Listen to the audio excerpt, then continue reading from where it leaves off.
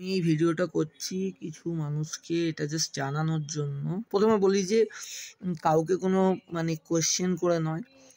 আমি যাদেরকে টিউশন পড়াচ্ছি তাদের দায়িত্ব নিয়েছি। তাদের গার্জেন্সরাও আমাকে একটা হ্যান্ডসাম অ্যামাউন্ট পে করছেন। একটা টাকাও পৃথিবীতে রোজগার করা কিন্তু যথেষ্টই পরিশ্রমের। তাদের তরফ থেকেও তারা যখন টাকা দিচ্ছেন তাদের আমাকে বলার, কোয়েশ্চেন করা, আমি যদি কোনো ক্ষেত্রে কামাই করি বা আমার পড়াতে কামাই হয় বা ধরুন আমি কোনোদিন তাড়াতাড়ি চলে গেলাম বা সেগুলো কোয়েশ্চেন তারা করতে পারে, right, they have the right না? তারা আমাকে মানিয়ে দিচ্ছে অ্যান্ড একটা টাকাও কিন্তু আমি বুঝি যে মার্কেটে নেমে কাজ করতে 32 ইয়ার্স এজ আমার এমনি তো হয়নি, বুঝি। 7-8টা জব ছেড়েছি, ঠিক আছে, এক্সপিরিয়েন্স আছে, সেলসে 3 জায়গায় জব করেছি, ঠিক আছে, সব জানি, ইন্স্যুরেন্সে জব করে সব করেছি, তো সবই জানি। কিন্তু ব্যাপার যেটা হচ্ছে যে আমি একটু সবাইকে অ্যাওয়্যার করতে চাই একটা ব্যাপার, বেশি বড় ভিডিও করবো না, আমার অনেক লম্বা আমার হিস্ট্রি আছে মেডিকেল। আমি এখন যদি সেই রিপোর্ট বার করি মাথা খারাপ হয়ে যাবে। কারো যদি ইচ্ছা হয়, কেউ আমার ভালোবাসে, কেয়ার করে, বাড়িতে এসে দেখবে কোনোদিন। সো আমার তো ছোটোবেলা থেকেই হিস্ট্রি আছে রোগের, ঠিক আছে। আর আমার রোগ কিন্তু কোনো সাধারণ রোগ নয়, নিউরোলজিক্যাল ডিসঅর্ডার। সবার হয় বলতে হয়, অনেকে অ্যাওয়্যার হয় না। তো ব্যাপার হচ্ছে আমার কিন্তু সেটা বড্ড একটু তাড়াতাড়ি বেড়ে গিয়েছিলো 2020 থেকে, ওই লকডাউনের সেকেন্ড লকডাউনের আগে, ফার্স্ট লকডাউন পরে, মোটামুটি 2020 শেষ থেকে, অক্টোবর নভেম্বর থেকে আমি তো কন্টিনিউ ওষুধ খাচ্ছি। ইভেন আমি হায়দ্রাবাদ গেছিলাম 2021-এ, because I thought that I was continuously vomiting and couldn't digest anything, কিছু হজম হচ্ছিল না। তারপর স্টুলেও প্রবলেম তার আগে হয়েছে, স্টুলের প্রবলেম বহু পুরনো, 3-4বার ইঞ্জেকশান দিয়ে বন্ধ করতে চাই, একবার ছোটোবেলা, আবার 2018-এ হয়েছে। তারপরে সব স্টেবল ছিলাম। 2020 শেষের দিক থেকে আমি কিন্তু কন্টিনিউ ওষুধ খাই, কিন্তু খুব বেশি ওষুধ খাই তা নয়, মাঝে খুব কন্ডিশনস খুব খারাপ ছিল, ক্রনিক তো সিভিয়ারলি বেড়ে গেছে। ক্রনিক যেহেতু এটা আমার ছোটোবেলা থেকেই আছে, ইনবর্ন।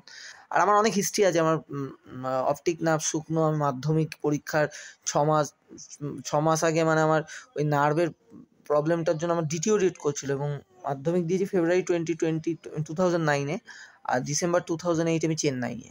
তখন শঙ্কর নেত্রালয়ের কলকাতা ব্রাঞ্চ মুকুন্দপুরে খোলেনি, ঠিক আছে। ইভেন আমি রিসেন্ট 2023-তে মুকুন্দপুরে আবার আমার লেটেস্ট যে চেক আপ, সেখানেও বলেছে যে তোমার IBS আর GERDর জন্য তোমার কোনো নিউট্রিশনে কিছু হচ্ছে না, খাবার বেরিয়ে যায় তোমার। IBS কী সেটা গুগলে সার্চ করে নিও, GERD কী করে নিও, বিকজ আমার হচ্ছে anxiety, depression and neurological disorder পুরোপুরি।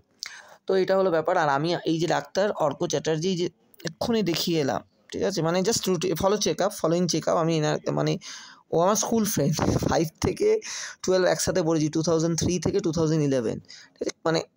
তখন ফোনের যুগ ছিল না, ঠিক আছে, প্রতিদিন আমরা স্কুল যেতাম, ঠিক আছে, এখনকার মতো না যে স্কুল যায় না মানুষ, ঠিক আছে। তখন আমরা স্কুল না গেলে কষ্ট পেতাম, যাই হোক, সেটা আলাদা ব্যাপার।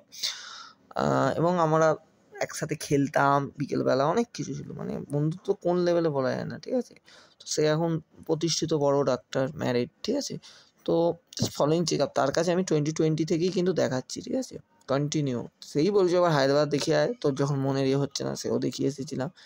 রিপোর্ট সবই আমার কোলোনোস্কোপি থেকে শুরু করে, এন্ডোস্কোপি থেকে শুরু করে, আল্ট্রাসাউন্ড তো বহুবার হয়েছে, ভেরিয়াস ব্লাড টেস্ট ওগুলোও বহুবার হয়েছে, স্টুল টেস্ট, ইউরিন টেস্ট, কোনো রিপোর্ট, কোনো গন্ডগোল নেই। ব্যাপার আমার নিউরোলজিক্যাল, আমার তো অপটিক নার্ভ শুকিয়ে গেছে, বললাম মাধ্যমিকের আগে আমাকে চেন্নাই যেতে হয়েছে, সেখানে কিচ্ছু বেরোয়নি, কোনো গ্লুকোমা বা কোনো টিভি দেখা, বা তখন তো ফোন টোন ছিল না, নন ডিজিটাল এরা। এবার যেটা হয়েছে 2008-এ ডিটেক্ট হয়েছে যে আমার অপটিক নার্ভ শুকিয়ে গেছে, এবং খুব সিভিয়ার সিচুয়েশনে ছিল। এটা বলেছিল বাই বার্থ, ঠিক আছে, জেনেটিক প্রবলেম, DNA RNA।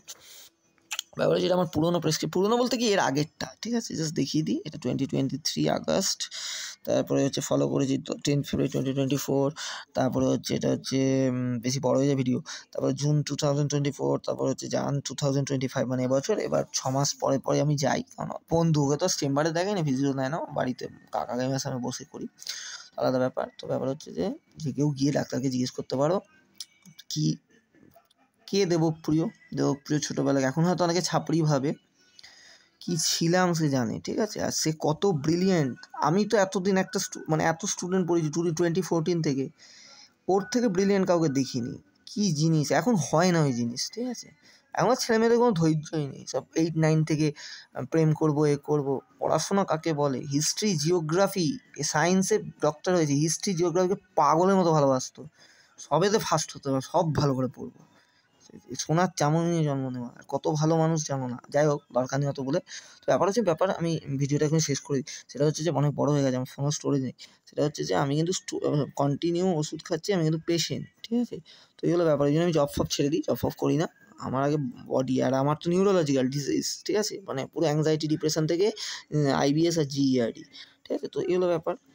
তো ব্যাপার হচ্ছে যে ইভেন আমি 2-3 দিন ওষুধ খাইনি বলে আমার এখন একটু প্রবলেম হচ্ছে। সেটা ডাক্তারই বলেছিল যে কদিন বন্ধ করে দেখবি কী প্রবলেম হচ্ছে, নিয়ে আবার আসবি সিমটমসগুলো। কারণ এখন ওষুধের ডোজের ফোজের ব্যাপার আছে তো, এক না তো খাওয়া যায় না। তবে ওষুধ খুব কমে গেছে এখন, যাই হোক ইমপ্রুভ অনেক হয়ে গেছে।